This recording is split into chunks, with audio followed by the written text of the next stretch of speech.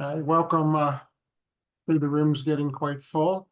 We have a big crowd today, and we're just going to give a few more moments while everybody is let into the room, so to speak.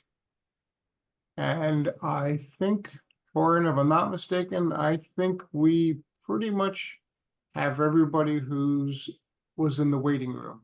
Am I correct? Great. Okay, let's go ahead and get started. Hi, I'm Gary Gilbert. I recognize a lot of familiar names in attendees in today's program. We're excited to do this. Very important and timely subject that we're going to be talking about today, which of course is liability and harassment cases and the prevention of those of harassment. Again, I'm Gary Gilbert. I've been practicing law for a very long time. I'm actually not going to be one of the presenters today. I just wanted to welcome everybody. I think, as I said, I think a lot of folks know me. I spent some time with the EEOC as chief judge for a number of years and have been litigating in private practice for many, many years now. And do both defense and plaintiffs cases, mostly plaintiffs. And I think we all here have an interesting perspective because of the varied experiences that we've had. Before I turn it over to our speakers for today, I just wanted to mention that the training group that you've so kindly partaken in today, Gilbert Training Group, is been around for some years now. I've spent some time on this program along with Ernie Hadley before he passed away, and other folks, Peter Boyder, Ren Fowler, some of the old former folks I knew in Feldke, the Federal Employment Law Training Group, before we all left that organization some years back. And I think we've built a real exciting series of seminars, and we have a partnership that we're really excited about with LRP, the folks who do cyberfeds, and also sponsor the FDR, Federal Dispute Resolution Conference. Many of the speakers we use are, in fact, also speakers at the LRP webinars or LRP's Federal Dispute Resolution Conference. And we have a lot of real interesting programs coming up. In conjunction with LRP, we do offer on-sites for any federal agencies, unions, and so forth. And if you're interested in that, please reach out to Torrin Johnson. Torrin's going to provide some contact information at the end of the seminar today. And in particular, we're going to be real interested in hearing if there are particular types of seminars, topics, webinars, and so forth that you'd be interested in seeing us provide, because we think this is really important to provide quality training for folks who practice in the civil rights or federal employment arena. The speakers today, Shannon, Leary, and AJ Hill, are two very talented lawyers who are masters in the subject matter here. I've known Shannon for quite a number of years. She's a partner in the law firm. And Shannon and I have co-counseled a number of harassment cases. I believe, I don't believe we co-counseled, we did co-counsel a case which I believe may have been the largest award in a case of sexual harassment in the commission's history against the federal sector, individual cases. And we also have litigated some harassment cases that have some generic implications. In addition, we just wrapped up a settlement, you probably read about in the newspapers, of a $45 million case in which we were representing women who were not provided accommodations and opportunities to continue to do their jobs in law enforcement while pregnant. So Shannon has a very strong background. AJ Hill, someone who I've worked with in any number of cases, has a subject matter expertise both in harassment and both Shannon and AJ have some expertise in LGBTQ type issues. So without further ado, I'm going to turn it over to Shannon. AJ and I are actually sharing a screen, so our screen's going to go dark for a few seconds. And when it comes back on, AJ will be here instead of me. Thanks, everybody, very much. Thanks, Gary. As Gary mentioned, my name is Shannon. I'm a partner at Gilbert Employment Law and train regularly with our training group. The practice group that I chair at our firm is the LGBTQIA plus and gender issues practice group. And within that, we do a lot of sexual harassment cases. And I find in sexual harassment cases, a lot of pitfalls that employers fall into are not knowing what their obligations are to make sure they create a workplace free of harassment, and also how that means they can avoid liability because they have created the appropriate framework in their workplace to prevent harassment from occurring. So I'm excited to talk with everyone today about how to prevent harassment from occurring in the workplace. Before we, and since AJ is with us, I will also let AJ introduce himself. Hi, everybody. My name is AJ Hill. As mentioned, I'm a senior associate here at Gilbert Employment Law. I've worked here for several years now, co-counseled several cases with Shannon, several sexual harassment cases. Apologies for the tech mishap this morning. So thank you for being patient. And yeah, I'll turn it back over to you, Shannon. Thanks, AJ. So we have a relatively large group with us today. And so if you can ask questions a couple different ways. We ask if you're going to submit them to AJ and I to see immediately, you submit them using the question and answer box so we can better keep track of what has and hasn't been answered. If you can't access the question and answer box for any reason, then please email us your questions at the Gilbert Training Group at gelawyer.com email address. Our moderator, Torin, has just put that in the chat for your convenience. There's a lot of you, so we might not be able to get to all of your questions. And as Gary mentioned, please keep all questions hypothetical, since we don't want to get into any case-specific questions. We don't want to disclose any information unnecessarily. And I'll just, here's the email address where you can ask some questions if you're not able to put it into the question and answer box. So I'm going to start with non-supervisory harassment when we're talking about harassment. And we're going to talk, like I said, about preventing harassment, not just because we want a workplace free of harassment, but also less altruistically, because when harassment does occur, whether it's by a supervisor or a non-supervisor, whether the employer made all reasonable efforts to prevent the harassment from occurring in the first place, may be a determinant factor in whether or not the employer will be liable for the harassment. We get to the question of prevention of harassment a bit differently, depending on whether or not the harassment is perpetrated by a supervisor or a non-supervisor. But in both cases, we're going to talk about prevention of harassment. And I want to flag that when we're talking about non-supervisory harassment, we're not just talking about coworkers. We're also talking about, if you work in a hospital, we're talking about patients. In a restaurant, it can be customers. In a prison, it can be the prisoners. And so it doesn't just mean someone who is an employee of the employer at issue. Harassment can be perpetrated by anyone in the workplace. And there's an in-depth analysis that we won't get into today to determine whether or not an employer could be liable for that. But in terms of preventing harassment, an employer is always liable or responsible for preventing or harassment by anyone in the workplace. And so when we talk about non-supervisory harassment, the EEOC enforcement guidance on harassment identifies that there is a negligence standard, that if the harasser is any person other than a supervisor, the employer is only liable for the hostile work environment if the employer was negligent in that it failed to act to reasonably prevent the harassment or to take reasonable corrective action in response to the harassment, where the employer was aware or should have been aware of it. There's a lot to unpack here, but just focusing on the prevention here, I think that it's important to highlight that this does come into play in non-supervisory harassment as well, because I think for any of you who regularly deal with these cases, we're used to talking about prevention in the context of supervisory harassment. And really in non-supervisory harassment, we normally talk about, was there effective and prompt remedial action. But the EEOC has said that prevention element also does come into play within the context of non-supervisory harassment as well. And one thing I'll mention is we're talking a lot about EEOC guidance in this presentation.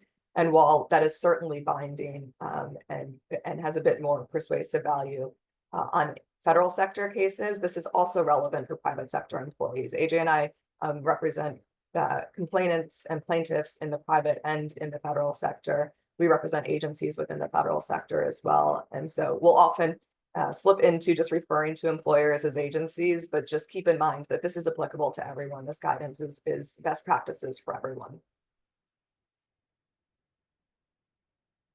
And so for supervisory harassment, there is, like I said, we get to the idea of prevention in a bit of a different way in the legal analysis. But one key point to keep in mind is that an employer is always liable for a supervisor's harassment if it culminates in a tangible employment action. There are two principles at play here. The first is that within some limitations, an employer is always going to be responsible for the acts of its supervisors. And so if a supervisor harasses an employee, the employer is going to be responsible for that unless it can meet some different burdens that AJ is going to get into in the next slide. The second principle is that employers should be encouraged to prevent harassment, and employees should be encouraged to avoid or limit the harm from harassment. And again, these two principles really feed into the legal burdens that AJ is going to talk about when we get into the next slide. Another thing that I just want to flag about this key point is, again, there's so much more here than meets the eye. There's a lot of questions about what constitutes a supervisor. There's a decision, Vance v. Ball State, that lays out all of the elements that someone has to meet to be considered a supervisor. And there's also a question of what is a tangible employment action. Of course, termination, if harassment culminates in the termination of an employee, then yes, we have a tangible employment action. But it might be less than that too. It could be something like a reassignment, a severely negative performance appraisal that impacts the person's income, things like that. So there's a lot of other elements in here that when we do a much lengthier sexual harassment training, we often get into, but just keeping in mind that within this one key point, there's a lot of issues and legal burdens at play. Yeah, so in the situations where there is no tangible employment action, as Shannon was just discussing, employers can still take advantage of an affirmative defense known as the safe harbor defense, or named after the Farragher-Ellerth decisions, Supreme Court decisions. So an employer can invoke the affirmative defense by proving that the employer exercised reasonable care to prevent and correct promptly any harassing behavior, and that the employee unreasonably failed to take advantage of any preventative or corrective opportunities provided by the employer, or to avoid harm otherwise.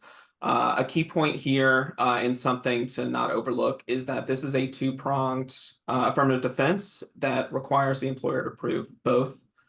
So if there are situations, and I think a couple of slides down, we'll get into this a little more. But where employers, prove, number one, that they exercise reasonable care, but are unable to prove and meet their burden to prove two, they're still going to be found liable for unlawful harassment. So it's just an important point to keep in mind when assessing whether or not you're able to appropriately invoke affirmative defense.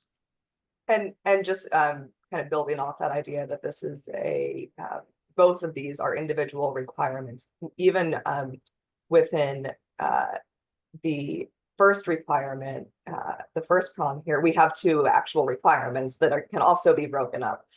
Both that the employer exercise reasonable care to prevent the harassment, which is what we're talking about today, and also that they exercise reasonable care to correct promptly any harassing behavior. We're not getting into the correction prong today, but that is a huge element that often comes into play in these cases. It is incredibly important to keep in mind that the harassment needs to be corrected, and it needs to be done so promptly. And then, of course, we have this third element identified into about complainant unreasonably failing to take advantage of any preventative opportunities. And that term unreasonable is very important because sometimes it's reasonable for employees not to complain about harassment and depending on the circumstances of the workplace. So just there's again a lot here in what seems like not that many words. And there's so many different legal burdens at play here, but we'll focus on the preventative measures.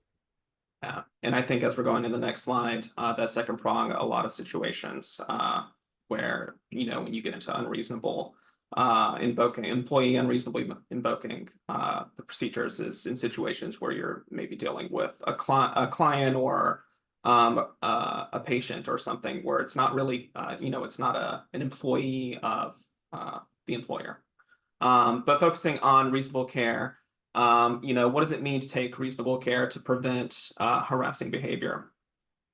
So we're talking about just generally taking steps to prevent workplace harassment. So here is a useful snippet from the Yacarino versus Postal Service case from 2001. You know, for example, if unlawful harassment by a supervisor occurred and the employer failed to exercise reasonable care to prevent it, the employer will be liable even if the employee unreasonably failed to complain management, or even if the employer took prompt and appropriate corrective action when it received notice. So, you know, a couple of important facts from the Yacarino case.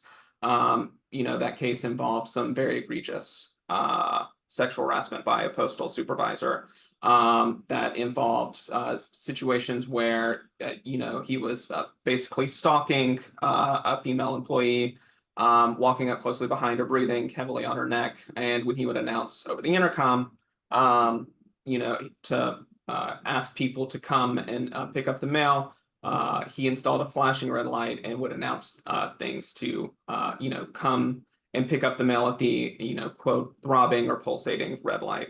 Obvious references to, you know, the male genitalia. You know, so, you know, situations there, whatever the, you know, the agency put into place to prevent harassment generally, it was not fulfilling its purpose. So, you know, a good place to start with any preventative measures generally is, you know, what are your anti-harassment policies? You know, how detailed are they? You know, training management, making sure they are fully aware of what their obligations, when their obligations start. You know, what it means to be put on notice, and what it means to, you know, what their obligations are immediately when they are on notice. These are just a few pieces that we'll get into a little bit more that are good places to start to look, you know, basically to look inward to see if what you have as an employer in terms of policies, trainings, and just kind of building this anti-harassment culture is actually fulfilling its purpose. And AJ, we have just a couple questions that I want to touch on briefly. Okay. The first is for harassment by non-management. When is employer knowledge assumed? And I don't want to get too far into this. And actually the next question as well really goes to corrective action, which is not what we're touching on today. I want to make sure we spend enough time on preventative action, but certainly come to one of our seminars when we talk about corrective action as well. But in terms of employment knowledge for harassment, there's both actual knowledge and constructive knowledge. So of course, if someone complains, whether it be the person being harassed or another colleague being harassed and clearly complains to management, that's knowledge that requires management to act and take corrective action. Also, if the harassment is so flagrant, obvious, widespread, and known, or there's rumors, things like that about the harassment, or someone overhears something, management is not allowed to put its head in the sand. That is constructive knowledge depending on the circumstances of the case, and it can trigger the obligation to act. And if the employer doesn't act, it can result in liability. And someone else asked some examples of how an employer can correct harassment once they become aware. Again, that's really a completely different prong that I don't want to spend too much time on. We will actually, when we're talking about the policies that are required to sufficiently prevent harassment from occurring and meeting that prong of prevention, we'll talk in there about some of the corrective actions that need to be included in the policies. And so we'll naturally get into that as we get into the policies later in the session.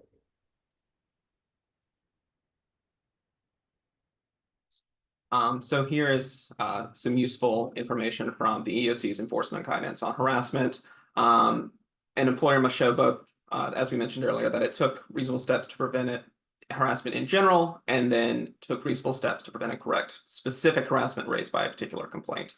For employers, federal sector or private sector, if you have not had the opportunity to do so, I would strongly recommend just taking a look at the enforcement guidance on the EEOC's website. If you type in enforcement guidance on harassment in the workplace, it'll take you right to it. They recently updated it in April of this year, and they provide some very useful examples. Very fact-specific examples to kind of give you an idea of when in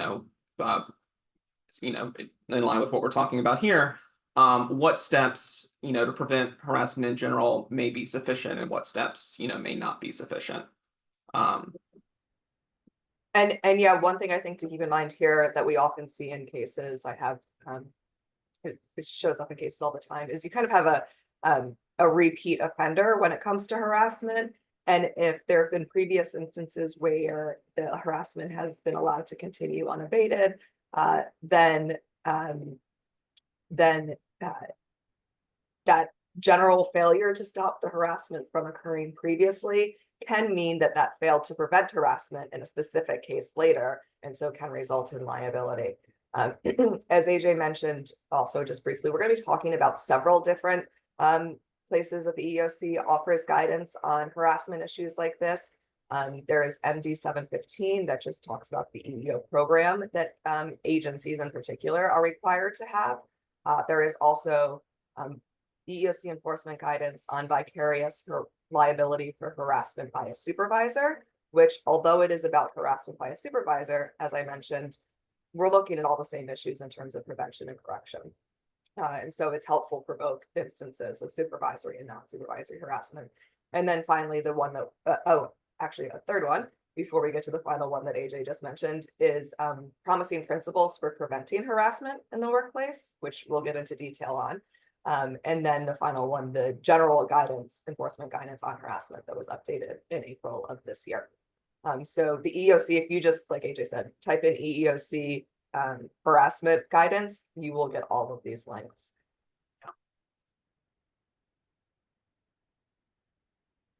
So we've been talking a lot about federal sector and private sector.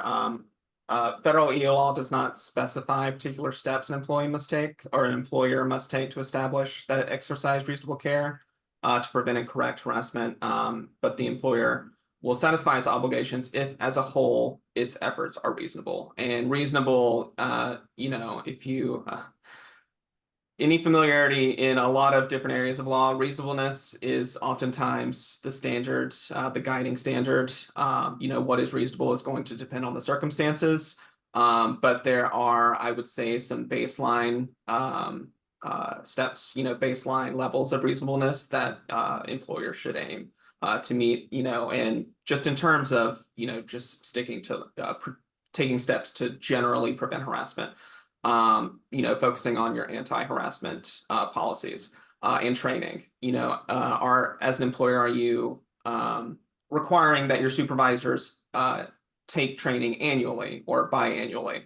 How detailed are those trainings? And are they, in person going into detail, or is it, a very, 15-minute? I'm sure that there are no 15-minute trainings, but just to kind of give you an idea of what might start getting into sort of what I would just generally refer to as just doing the bare minimum. I would say doing the bare minimum would oftentimes more often than not would not do a great job at preventing harassment generally. It's really important, particularly because if you just think of it from a practical perspective, as individual people, managers, you have two supervisors who, may view circumstances slightly differently. one manager may view something as, the situation not being as serious, or maybe the employee complaining is being, quote unquote, overly sensitive. That would be a circumstance where training and clear and specific policies would really go a long way into sort of creating this culture, this anti-harassment culture. Because circumstances, are just going to be different. You go from just, saying words that, maybe some people would call, off-color comments or whatnot, to, the more obvious examples of physical touching and being in someone's physical space. So really, I would say if you focus on generally preventing harassment situations involving the commentary, the inappropriate comments, that would probably go a long way into preventing and ensuring or feeling confident that you took reasonable steps to prevent the more egregious circumstances of harassment. And so, as AJ mentioned in that last slide, it's very fact specific, whether or not an employer exercised reasonable care in preventing the harassment from occurring in the first place. Again, first we have just here a reiteration of the fact that even if, it can meet all of the other prongs of the affirmative defense, of that safe harbor defense, if the employer failed to do everything that is required of it to prevent harassment from occurring in the first place, then it may still be liable. So, as I mentioned, the EEOC has some guidance about promising practices for preventing harassment, and it touches on in great detail many of the issues that AJ mentioned earlier, such as training and making sure the type of training that folks receive is comprehensive, et cetera. So they identified 5 core principles that have generally been proven effective in preventing and addressing harassment. And again, keep in mind, this isn't necessarily going to be, if you can point to these 5 things, we win, that's it. But these are 5 things that are very helpful to be able to point at, and from just a more goodwill perspective, actually helpful in preventing harassment from occurring in the first place. And when it does occur, from making employees, it helps make employees and victims feel safe, like they're allowed to report the harassment. They will be supported in reporting the harassment. They won't be retaliated against. We all want a workplace where no one is harassed, whether it be sexual or otherwise. And so these principles and the elements we'll talk about underneath these principles really serve a dual role in both making sure that employers can avoid liability, but also making sure that its employees feel safe, supported, and that they can speak up when they do experience something that makes them uncomfortable. Yeah, so transitioning to the 5 core principles Shannon mentioned earlier. Committed and engaged leadership. So this, is, I would say, interweaved with, your anti-harassment policy and training. How comprehensive is it? How, what are you doing as an employer to get your leadership to buy in to the anti-harassment prevention? And this is going to, all of this, I would say, and I don't know if we've mentioned this, is going to be specific, on the size of you as an employer. If you're a smaller employer, of 25 to 30 employees, that might be it might be a little bit easier to get, your leadership committed and engaged. And when you're talking about, a larger, you're dealing with thousands of, leadership across the country in various offices, it might be a little bit more difficult, and you might have to lean really more heavily on, your anti-harassment policies and training to ensure that it's really, sticking. But, engaged leadership, making sure and really emphasizing, managers what they should be looking out for. I would say, active viewing, or, sort of a mix of active and passive viewing is kind of what I look at. If you as a manager in a meeting and you're, seeing an interaction between, 2 employees, a male and female, and, it's subtle, but, the male employee makes a comment or says something or does something, and the female employee is very obviously uncomfortable. making sure that you're doing enough, that your leadership is engaged and picks up on that. And then starts immediately taking steps, even if it doesn't meet, even if they wouldn't be, legally speaking at a point of constructive knowledge. I would say doing what you can to ensure that leadership is, taking steps to prevent, employers from even getting into that position. The earlier that leadership can, pick up and spot potential situations that may culminate into harassing behavior or may start into harassing behavior, I would say the better and more equipped you will be at avoiding harassment in the workplace. Consistent and demonstrated accountability. What are you doing in situations where you have two members of management and one member of management becomes aware of a harassing situation, right, and doesn't take the appropriate steps. What is you as an employer doing to ensure that leadership is not only keeping themselves accountable, but keeping each other accountable in the workplace. Strong comprehensive harassment policies, which we've already talked about in pretty good detail, and we'll probably mention it again later on in this webinar. Trusted and accessible complaint procedures. And I would, obviously employees in the federal sector have access to EEO, and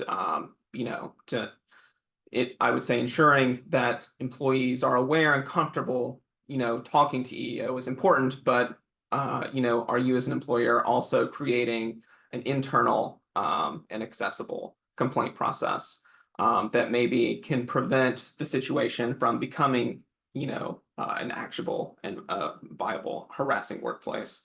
And are your employees aware and familiar and, being reminded of the ability to, use this complaint process, these complaint procedures? And are they feeling comfortable to do it, right?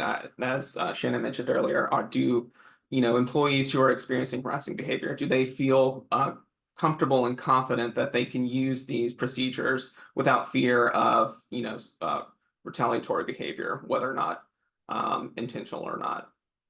And regular interactive training, tailored to the audience and organization. That's going to be specific to, the size, and I would say even the type of employer. Different fields, there are, just different depending on where you are, in the country and what communities you're serving. I would, it's just going to be very fact dependent. But baseline, are the trainings, detailed enough, and are they focused enough on ensuring that the audience they're targeted to is understanding, what their obligations are, what can constitute harassment, what may not constitute harassment, and, some, I would say, early warning signs of situations that could lead to harassing behavior or a harassing workplace.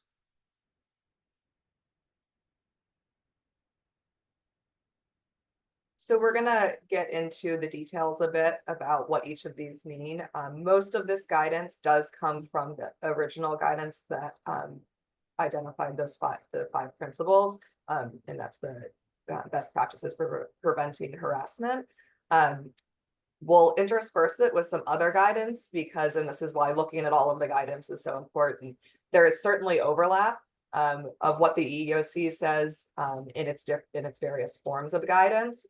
But there's actually some unique things that are mentioned in one document of guidance versus another. So we want to be comprehensive and make sure we're touching on everything, because as attorneys who very frequently represent plaintiffs in these cases, we go through it as a checklist and say they failed to do X, Y, and Z, even if they did A, B, and C, and so they should be liable. And especially within the federal sector, it's pretty clear that yes, okay, if you don't take all the steps that the EEOC has said you should take, you're liable. And so I think it's important to know that there are different requirements set out at different factors. And also keep in mind, of course, different federal and state courts interpret this guidance differently and give it different weight. But from the EEOC administrative charge perspective, they're going to follow the EEOC's its own guidance. And so you may be facing a finding of discrimination, a cause finding in that charge process if we're not following the guidance here as well.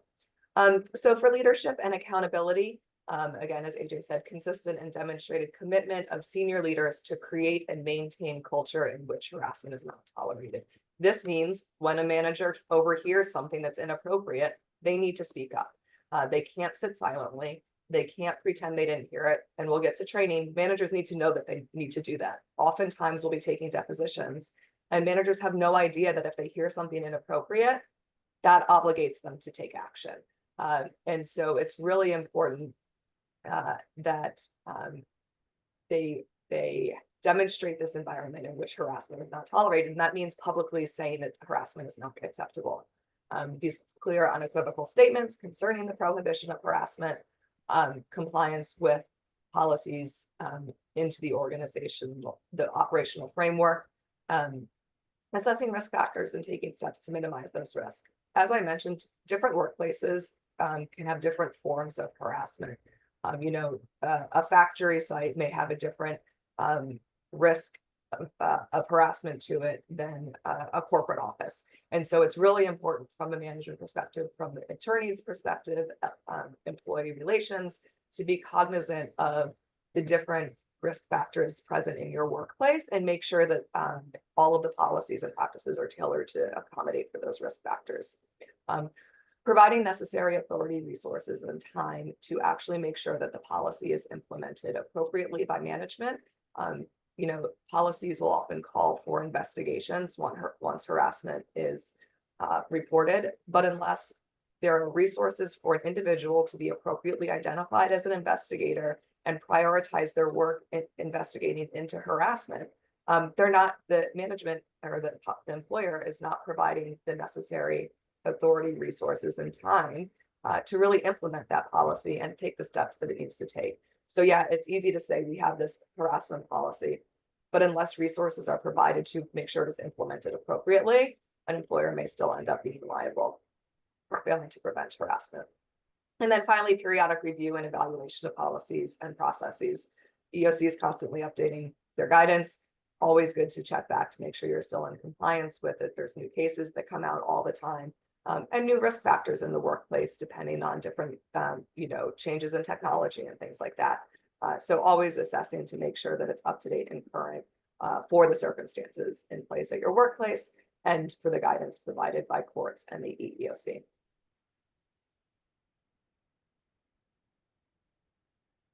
Yeah, so comprehensive and effective harassment policy. This, I would say, is going to be a real touchstone in taking, reasonable steps to prevent harassment generally. Statement that it applies to everyone at all levels, including clients, customers, etc. This is so very important, and I would say oftentimes gets overlooked, particularly in situations like Shannon mentioned, hospitals. If it's not very clear and explicit, managers oftentimes are, unaware that, an employee complains about, for example, a client who comes into the restaurant or a patient at a medical facility harassing them, making sexually suggestive comments, whatever, that they have an obligation to take action. Statement that harassment and retaliation are prohibited. I would say it's more than just saying it, it's really building that culture and, really emphasizing that it is prohibited and sort of, giving that employees and potential victims of harassment the confidence that, they can take advantage of the policies. Because if you have a policy and there's not really a feeling or, a culture of feeling that employees can freely take advantage of it, then it may not end up being effective at the end. Description of processes for reporting harassment, both formally and informally. Formally, is there a specific complaint process? If you're a larger employer, do you have harassment prevention division in your HR office or whatnot? versus informally, letting employees know that if they feel, that they are being subjected to unlawful harassment, understanding that they can, raise it with their supervisor or with another management official if it's coming from their supervisor directly. Statements encouraging reporting and participation in investigations, even when the employee is not sure if the conduct is illegal. And I would say, this is a very important piece of anti-harassment policy generally. The focus should not be on whether or not the conduct reaches the level of viable or actionable harassment. The goal should always be to prevent harassment from, to prevent circumstances to even progress to the point of it, being a discussion of whether or not the harassment is illegal. Encouraging employees, if they give a statement, to make sure they feel confident that they're not going to be retaliated against if they, by managers or by fellow coworkers, if it's a coworker who's engaging in the harassing behavior. So that, employees feel confident not only in giving statements, but being completely honest and forthcoming in those statements. Assurances that investigations will be prompt, impartial, and thorough. The identities information will be kept confidential to the extent possible, and that immediate corrective action will be taken when appropriate. What it means to be prompt is going to depend on the circumstances. It's going to be a lot different if you're dealing with a situation where an employee is complaining of being touched by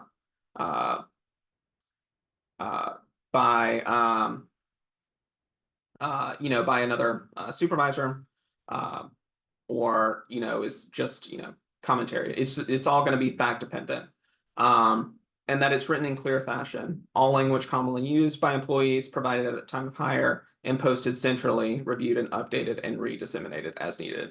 I would say, err on the side of caution. Don't worry about over inundating employees with your anti-harassment policy. I would say make it very clear, post it everywhere, send reminders, often, consistent and often.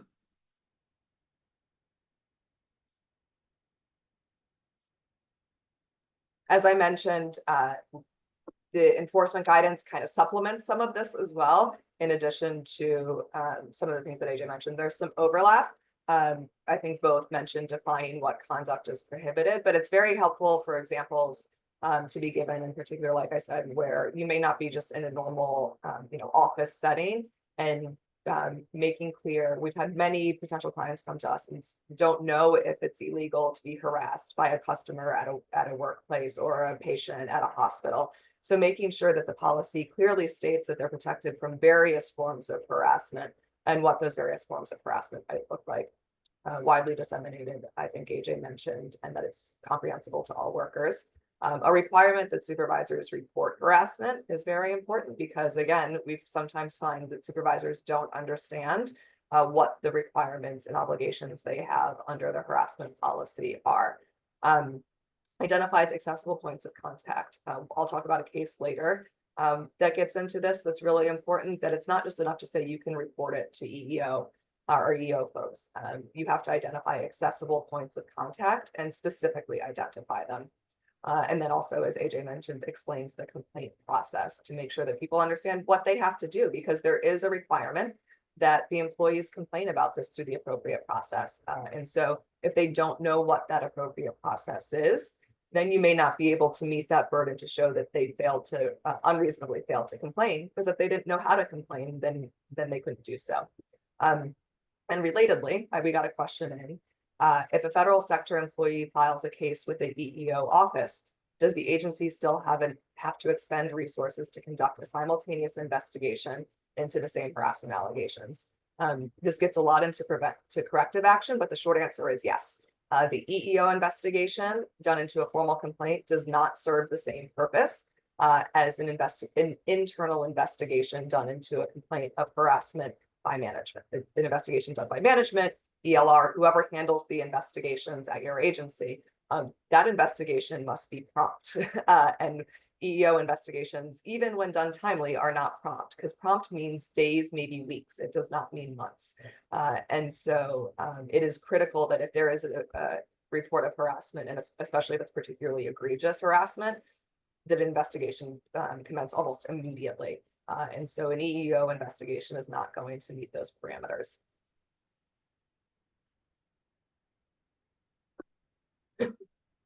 Effective and accessible harassment complaint system. As Shannon has touched on this previously, fully resourced in multiple ways to report complaints, ensuring that employers are responsive to complaints by employees and other individuals on an employee's behalf.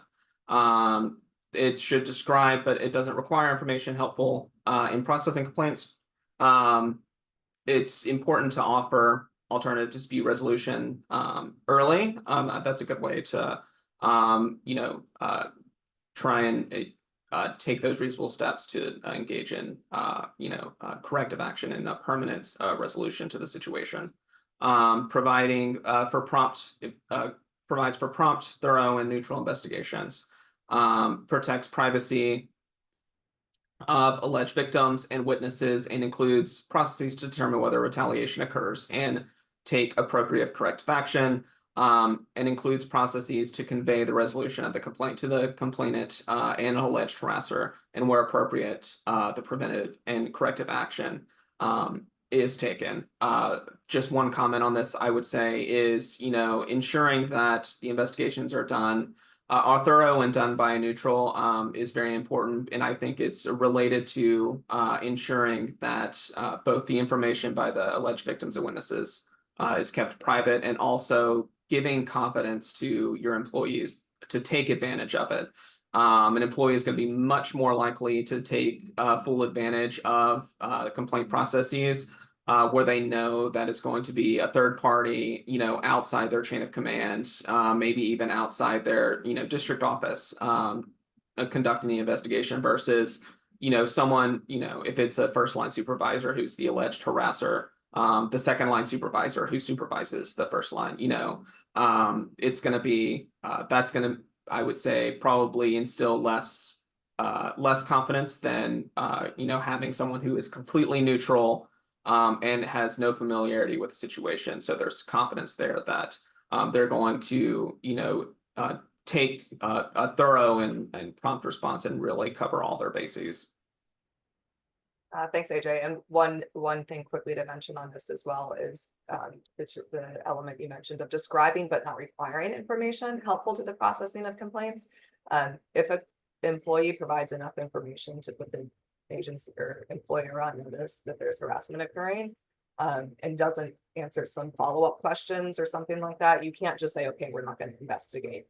The employee's involvement after they report the harassment does not, or lack of involvement does not negate any obligations of the agency just because they think they want more information.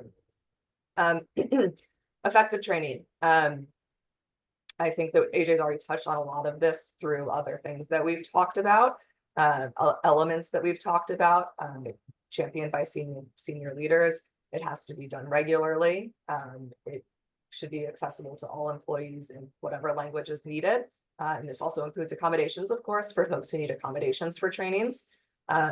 Includes interactive engagement. We've all sat on day-long trainings where you don't have to do anything, and so it's just playing in the background. And so it's always good to have it be interactive.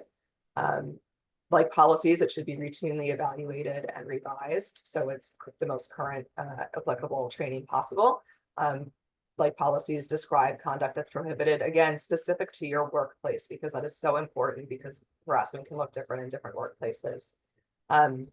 Encouragement of reporting harassment and of engagement with the training. An explanation of information that might be requested during the investigation, so people are not surprised, they know what information may be sought of them. Regarding investigations, it's helpful if employers retain records of all the harassment complaints and investigations that they do, because they can be helpful in informing the training that's provided. It can make sure that the training is actually speaking to the type of harassment that occurs in the workplace if it's based on complaints of harassment that have arisen in the past. And just a few more points on effective training. Assurances concerning privacy and protection from retaliation. We've touched on that quite a number of times. Explanations of the range of possible consequences or corrective action. I would say that's very critical both for potential employees complaining as well as individuals who may be put in a situation where they're creating a hostile work environment. I think it's that piece is very important.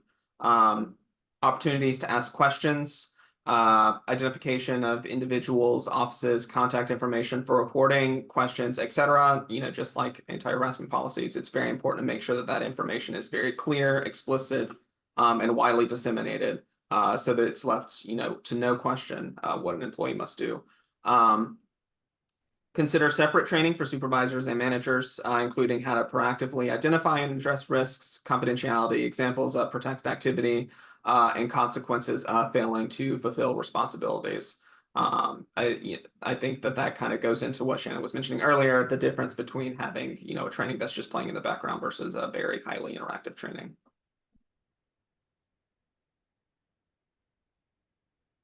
We're going to talk just a little bit more about training, this time from the enforcement guidance again, instead of from the principles for promoting or prevention of harassment in the workplace. We have a question of whether can a supervisor be harassed by an employee filing multiple unfounded and inflammatory harassment complaints against the supervisor? It depends. So this goes into something else we covered during our broader sessions on sexual harassment, which is what is harassment? What is the definition of harassment? What types of allegations and acts can fall within harassment? It really depends on the content, the frequency of the complaints. Generally speaking, if an employee complains a fair amount, it's not going to be about an alleged harassment against a supervisor. It may not be, it's probably not going to be considered harassment of the supervisor. There are exceptions to this. It is very factually specific. If someone is abusive of the process, making completely unfounded and egregious accusations, it is very fact specific. But if there's just general allegations of harassment because the employee doesn't like, you know, being held accountable for their work or whatever it may be, most times that's not going to meet the very high threshold of what a definition of harassment is. So finally, continuing with the effective training from the enforcement guidance from April of this year. Again, just ensuring that it explains the anti-harassment policy and complaint process. You do not, you know, we have a lot of attorneys joining us today. You do not want to be defending a deposition of your management official and who has said, yeah, I go to training every year. And then we say, okay, explain the policy and complaint process. And they say, well, I don't know. That training is not effective. And so you will be liable for, the employer will be liable for the harassment. So it really has to be important that folks understand the information presented at training, including just the basics of the policy and complaint process. Describes and provides examples again of prohibited conduct, provides information about employees' rights if they experience, observe, become aware of, or report conduct that they believe may be prohibited. It's important to note that folks should feel empowered to report harassment, even if they're not experiencing it, when they're seeing it. And that's both subordinate employees and managers. Folks should feel empowered to do that. Informs managers and supervisors about ways to prevent, identify, stop, report, and correct harassment. Again, those are all those elements that we talked about earlier in terms of imposing liability depending on who perpetrates the harassment. With clear instructions for addressing and reporting harassment that they observe that is reported to them or that they otherwise become aware of. Keeping in mind that there's many ways that knowledge can be gained about harassment. And it's really important. Training for management, we may say this somewhere on another slide as well, but training for management can look and should look different than training for non-management employees because management has so many unique obligations of it when it comes to learning of complaints of harassment, that it's really important that they understand what they need to do. Again, you don't want your manager sitting in a deposition saying, I didn't know that I was supposed to take any action when I heard that sexually explicit comment in the workplace. Tailored to the workplace and workforce, provided on a regular basis and making sure that it's easily comprehensible. So a little bit more helpful information from the enforcement's guidance. Even the best anti-harassment policy, complaint procedure, and training will not necessarily establish that the employer has exercised reasonable care to prevent harassment. The employer must also implement these elements effectively, and the evidence that an employer has a comprehensive anti-harassment policy and complaint procedure will be insufficient standing alone to establish the first prong of the defense if the employer fails to implement these policies and procedures or to appropriately train employees. So this kind of is the culmination of everything that we've talked about. It's not enough just to have the policy written down. It's ensuring that it is implemented and reaffirmed consistently through training to ensure that it's actually effective. And we have a couple other questions that I am going to try to get through the next few slides pretty quickly and then get to the questions.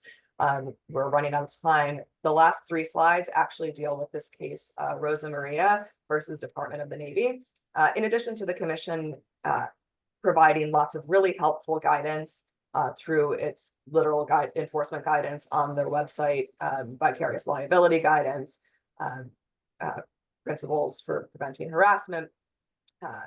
They also provide really great guidance in their EEO case, their federal sector appellate decisions. They offer a playbook for what you should and should not do as an employer when it comes to harassment cases.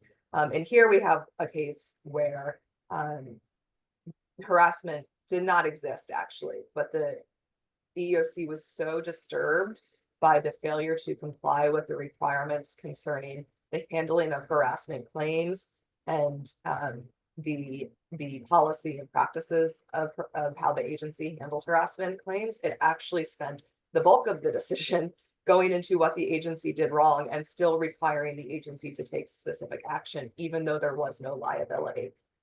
One thing in particular here is that supervisors disclosed information concerning the victim's identity and the allegations, and confidentiality is supposed to be ensured to the extent reasonable and possible within this process. And so the commission was very concerned about that disclosure. And here we have some discussion, just some quotes from the decision that I think are really helpful. That the commission is saying, listen, even if you do some things right, if you don't do everything right, you're still going to be liable for the harassment. And here it identifies that in this case, while there was a workplace anti-harassment policy in place, it did not clearly establish the complaint procedure, including the appropriate channels for filing a complaint, and it did not ensure confidentiality to the extent possible. And in particular, the policy said that any sailor, Marine, or civilian employee who encounters workplace harassment should report the harassment or should report the incident through appropriate channels. It did not identify what appropriate channels are. And it highlighted that the obligations of the EEOC say that the policy must clearly describe the complaint process, particularly the agency officials who can receive harassment claims. As for the second issue with confidentiality, it said, quote, the right to confidentiality is an important hallmark of a model EEO program. An employer should clearly inform its employees that it will protect the confidentiality of harassment allegations to the extent possible. The agency's policy statement makes no assurances that the agency will protect the confidentiality of individuals bringing harassment complaints to the fullest extent possible. In fact, it made no mention of the right to confidentiality at all. And of course, here failed to maintain confidentiality. And so the EEOC said, we are invoking our authority to make sure that you are in compliance with the EEOC guidance to order you to go back and update your policy. So that is the highlights on Rosa Maria. I know some folks may have to drop off. We'll just get through these final few questions. You mentioned that the lack of information from someone submitting a complaint does not negate an agency's requirement to investigate, no matter the level of involvement a complainant complies and provides information after the initial complaint. For example, if an employee says, my supervisor is harassing me. If the employee does not want to provide any additional details, what would the agency's responsibility be? This is a very fact-specific question concerning corrective action that's required. At this point, hopefully you know who the supervisor is. You might go to the supervisor and ask the supervisor whether or not they believe that there's any issues with this employee. You may go to another colleague and ask, have you noticed anything? But if you don't have any specifics about what the specific allegations are, the EEOC is going to understand that under those specific circumstances, the employer may be a little bit hamstrung in terms of what they're able to do in investigation. As long as they do what they can, I think that the EEOC and other judicial bodies will determine, okay, you did what you could with the information you had, you acted on it, you weren't able to determine that there was any harassment occurring, and so you did what you needed to do. Someone else said, I don't know, is a common refrain from managers and employees when asked about the substance of the training they received. Can the employer overcome the common refrain by showing the training product was comprehensive? I think yes. I think that, yeah, I get it. People don't retain information. They don't listen, no matter how good it was. If you can show that the training you provided actually was effective, and that may mean providing other evidence of other people who took the training to show that it was effective, and it just so happened to be this one person who wasn't listening. But it does become a really big uphill battle if somebody says, I don't remember what the policy is, I don't remember taking the training. It's going to be a very big uphill battle that may require actual evidence to show, because it is the agency's burden to meet that affirmative defense, or the employer's burden to meet that affirmative defense of showing that they did prevent the harassment and did everything they could. So somebody else asked, what does the extent possible mean? And I think that question was in regard to confidentiality within the complaint process. It's again a case-by-case basis. If you have something like the first question I was answering in terms of, you have to go to your supervisor and say, are you having any problem? The supervisor and saying, are you having any problems with this employee? Because you don't have anything to go on. And so it may ultimately end up having to disclose the identity of the employee because you don't have any other option within the process. But also making sure that you're only disclosing it to people in the investigation who you can't do the investigation without disclosing it to them. And so I think that's really the question. Can I get the information and do what I need to do without disclosing this information? Disclosing the identity of the victim or alleged victim, disclosing the specifics of what they're alleging, things like that. It's all very fact specific. I have one final question. I have read cases in the media where romantic relationship between two employees in the workplace ended, and one employee in the workplace ended in accused the other of ongoing harassment after the romantic relationship ended. I think managers need to be particularly aware of these situations when they have arisen and ready to take corrective action. Absolutely. I think that managers sometimes think, while it's a relationship that's gone a little bit sour, I don't want to get involved in a relationship. Managers have to understand that regardless of personal relationships and dynamics in the workplace, whether it's among their employees or even with their employees, their number one obligation has to be making sure they're meeting their obligations to prevent and correct harassment. And it may be a little bit uncomfortable, but that's one of the unfortunate realities of being a supervisor and a manager, is you have to get into those uncomfortable situations and make sure you're handling it correctly. So we've gone 5 minutes over, but that is all we have. On our next slide, we have a couple other upcoming trainings that you can see here that will be very helpful. And information, very providing a wealth of information on reasonable accommodations, employee relations, and such. So please join us for those. After this webinar, there will be a survey. We appreciate any and all feedback you can provide. I know we went through a lot of information through the presentation. Thank you for bearing with us. There's so much out there. Again, really, I can encourage folks enough to look at the EEOC's website when they have their own questions about what they need to do to make sure they're preventing harassment in the workplace. Thanks everyone for your time. We appreciate it. Thank you guys.